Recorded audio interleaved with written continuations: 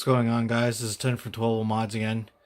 I'm just making this little video to explain waterproofing your electronics in your RC vehicles. I've been doing the same process of waterproofing for well over, I don't know, 10 years now. As you can see, this is my TRX4, my two-door Chevy one.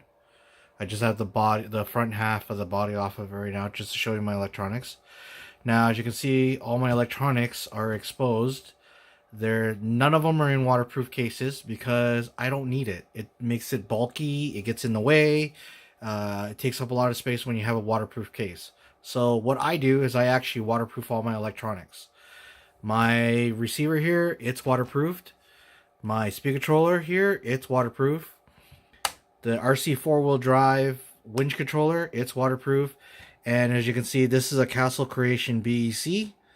It's waterproof too. So all my servos, everything are waterproof. But as you can see, the BEC here does not look like the actual normal Castle one, because the shrink wrap that was on it was taken off, and I actually coated it with some was like a glue, like an adhesive. Now the stuff I use is this stuff called E6000. It's a transparent kind of like a glue, but you can use this to coat stuff. Now I do another thing on top of before I even coating this.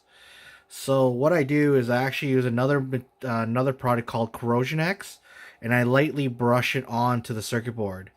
And then what I do is I take the E6000 and I goop it all over the surface of the circuit board.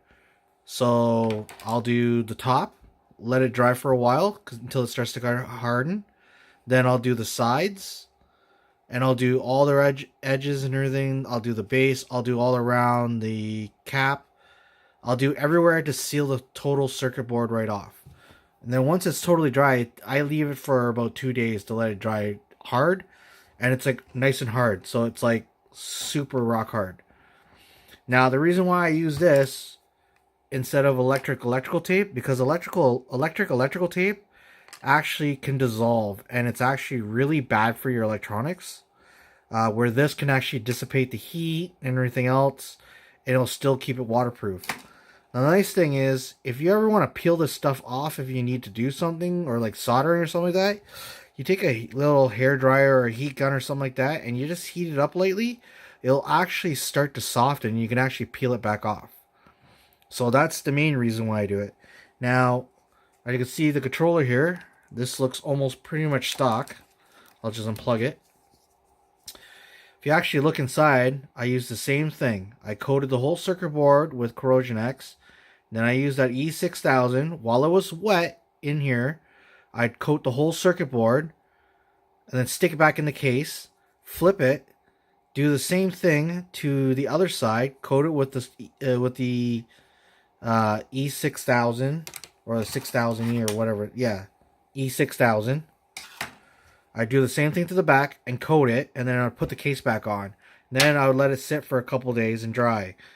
Now after that, once it's dry, it actually adheres the case to the circuit board and totally seals it.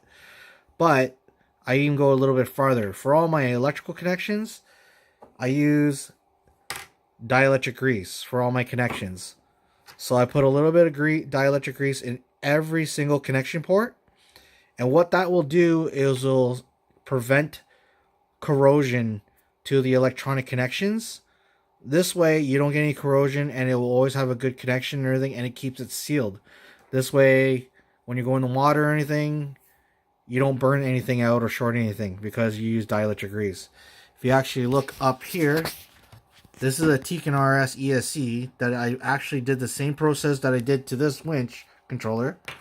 I coated the inside of it, and I put the case back on, let it sit, and then did the same thing to the backside, and then all around the outside port where the circuit board comes out, the backside and everything, after I soldered it, I actually put a light coat of the actual silicone, like the E6000, all around it. So you don't really need to put it all over this, but I just did it just for that extra measure. And then there you go. Same, like I said, same with the receiver. I did the same process that I did with the winch controller. And all my connections has corrosion X. I mean, has the dielectric grease just to keep it from not corroding. This car has been submerged in water and everything a million times. I have not taken any of these electronics out, and it's still going like a champ. I do the same thing with all my switches and everything in here, right? With these switches, it's a little different. It's kind of harder to do, but all I do is spray some WD-40 on it once in a while, and there, you're good.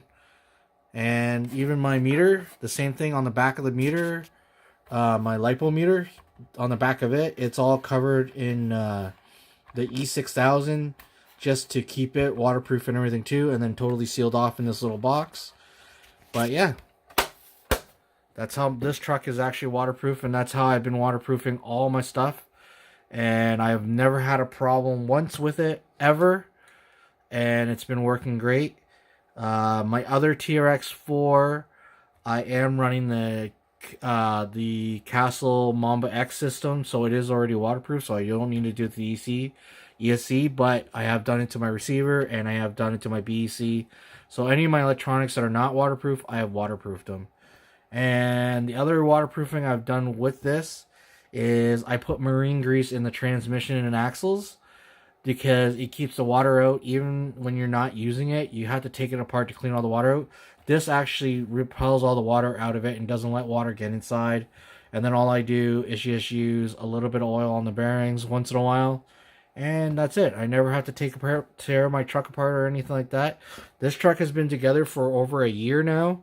And I barely run it, but the last time I ran it, I submerged the whole thing, and I have not touched it since. And the truck still rolls perfectly fine, doesn't squeak, doesn't do anything. The servo still works, everything still works, because I've already went ahead and did all that treatment. So that's how you waterproof the electronics. So I hope this was a good video for you guys to understand. What I'll do next time, I'm actually waterproofing something. I'll try and make a video to actually explain it a little bit more in depth. Thanks, guys.